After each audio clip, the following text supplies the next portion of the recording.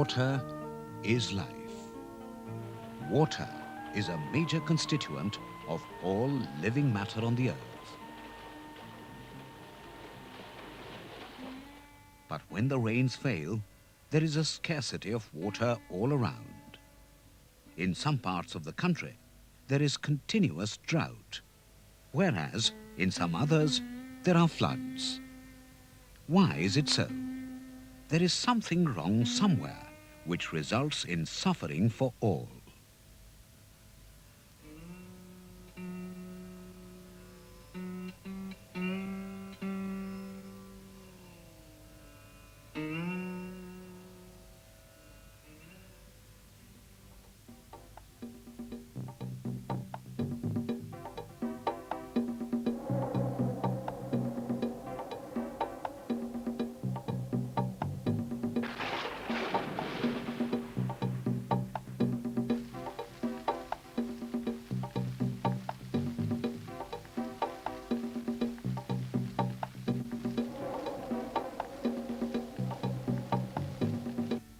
Let us see how we waste water. Most of our water storage, use and conveyance methods are wasteful. Our canals waste a lot of precious water by seepage through their earthen beds and banks, which results in development of saline and alkaline soils. Continuous sufferings have made us realize that water is precious. We must therefore store it, conserve it, and use it judiciously.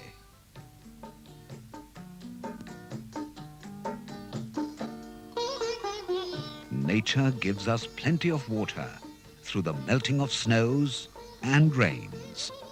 But we are not good managers. We use only 10% of it. The rest goes down to the sea.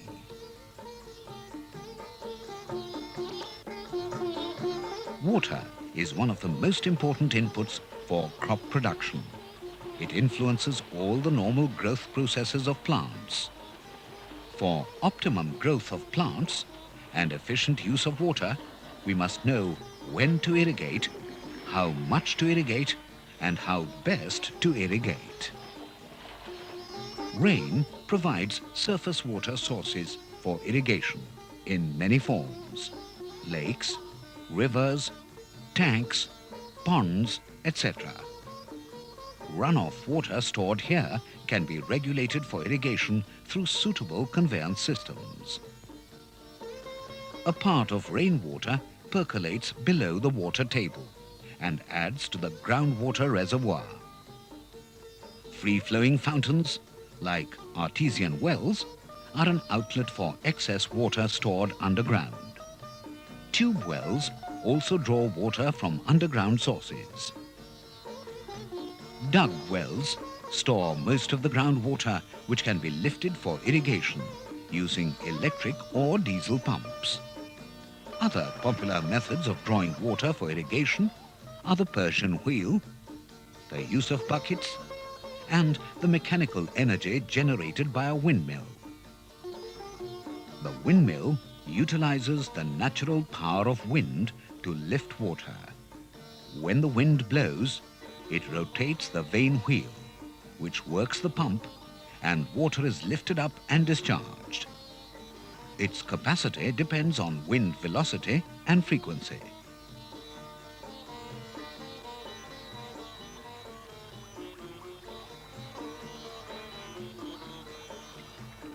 Let us see how water is wasted. Most of our water conveyance methods are wasteful. Conveying water from one place to another through unlined earth channels results in a loss of around 50%, depending on the soil. Therefore, there is a great need for conserving water during conveyance. This loss can be minimized by constructing these channels with stable side slopes and with banks strong enough to carry the required flow of water safely. A small farmer can also go in for prefabricated pipes or channels for carrying water from the well to the field and thus conserve water for irrigation. He must ensure that there is no leakage at joints. Brick, stone or concrete masonry are commonly used for lining irrigation channels. Single-layer bricks or stones laid in cement or lime mortar provide virtually waterproof channel lining. Precast structures can prove to be very useful while constructing water channels. Weeds around the lined channels take away part of the water meant for irrigating crops. Remove them as soon as they appear.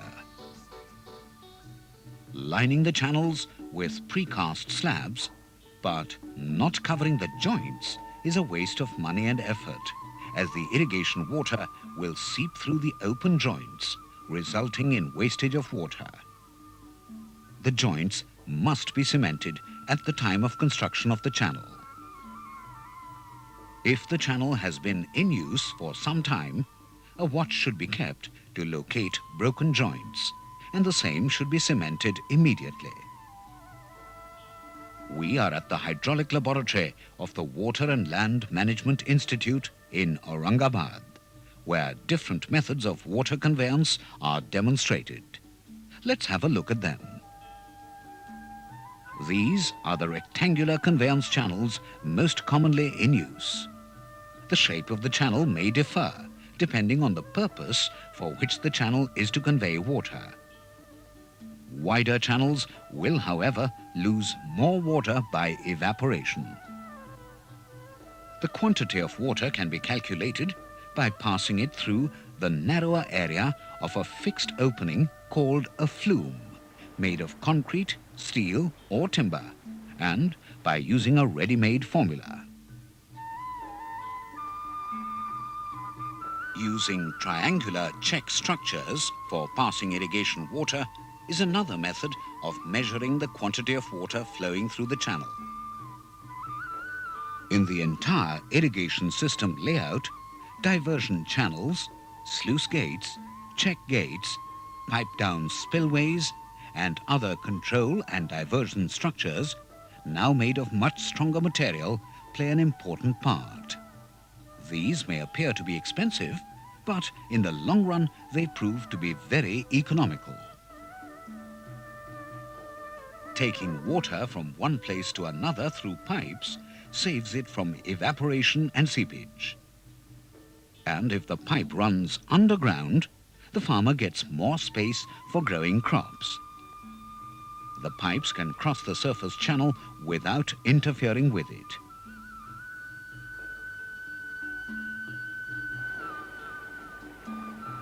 The water thus carried can be stored in some conventional place like a tank for use in the field as and when required.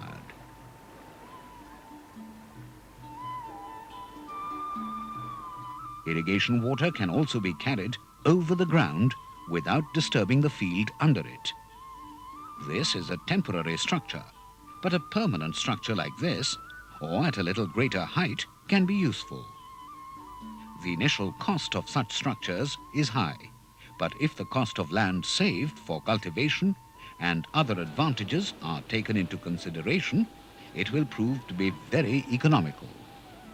But there will be no economy in such structures if we permit leakages from pipe joints. These leakages should never be permitted if we are to take advantage of this costly water conveyance method.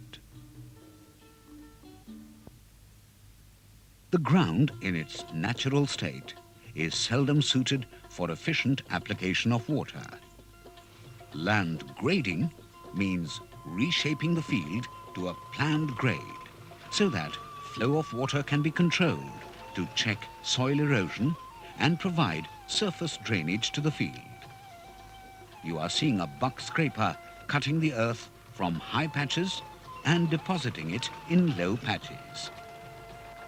This operation is continued till the desired finish is obtained. Land grading gives great benefits to irrigated areas.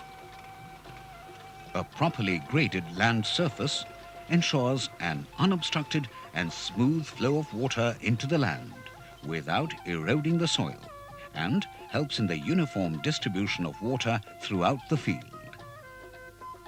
Due to ploughing and other normal cultivation operations, the smoothness of a graded or levelled field is disturbed.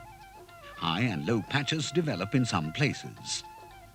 Proper shaping of the field can be done by minimal earth movement. This can be done by a bullock-drawn plough or harrow.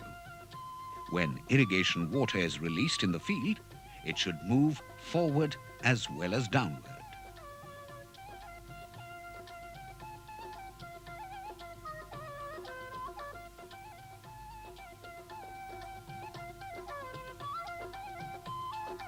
A tractor can also do the job very efficiently. If the field does not have proper smooth shape and has high and low patches, the forward movement of water is restricted. More water accumulates in lower patches, and water may not reach the higher patches. As a result, crop growth is not uniform. To overcome these drawbacks, land shaping becomes necessary.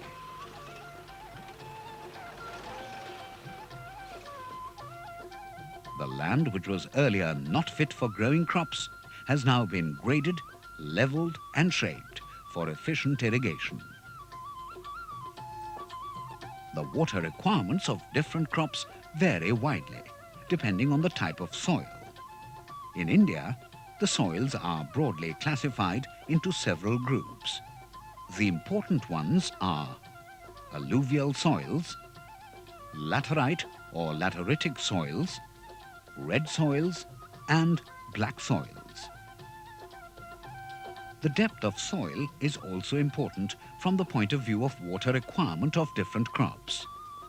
A soil profile will enable the farmer to find out what is there under the topsoil, where the roots of the plants will spread. For surface irrigation of fields, different methods are adopted. Check basin irrigation is the most common method used in India. The field is divided into smaller unit areas. Bunds or ridges are constructed around the areas, forming basins, within which irrigation water can be controlled. The basins are filled to the desired depth, and the water is retained until it infiltrates into the soil. Furrow irrigation is used for all cultivated crops planted in rows, like maize, sorghum, sugarcane, cotton, tobacco and groundnut.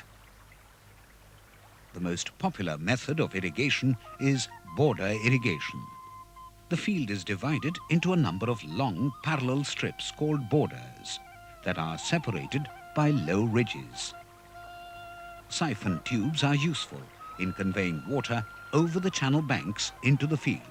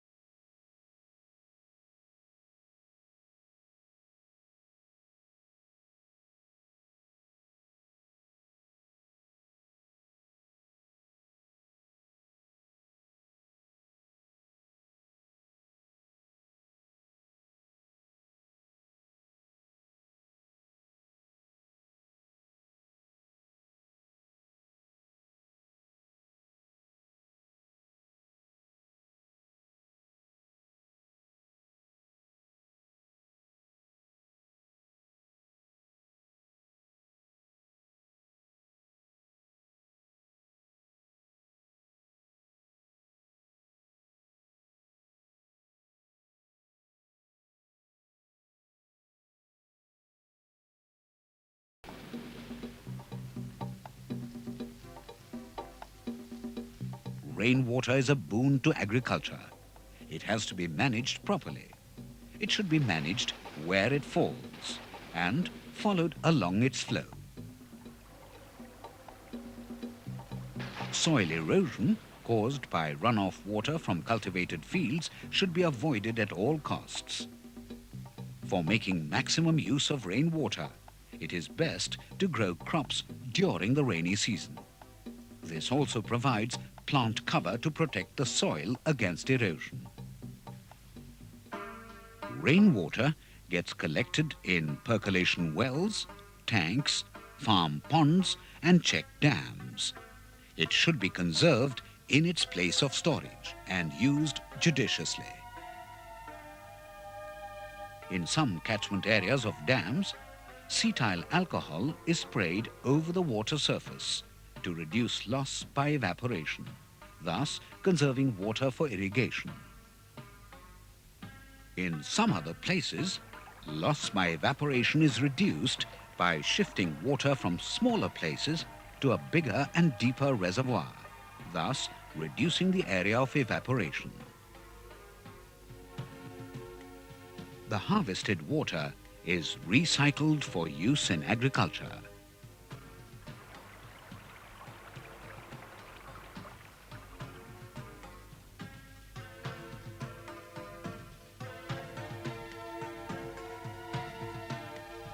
Sources of irrigation water in our country are limited. The water should therefore be used most judiciously.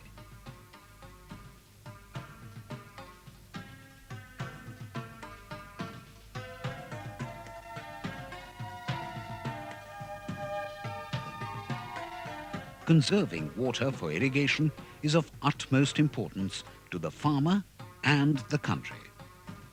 The water thus saved will help in irrigating many more hectares of land, giving additional crop yields, leading to the prosperity of the farmer, his family, and the country.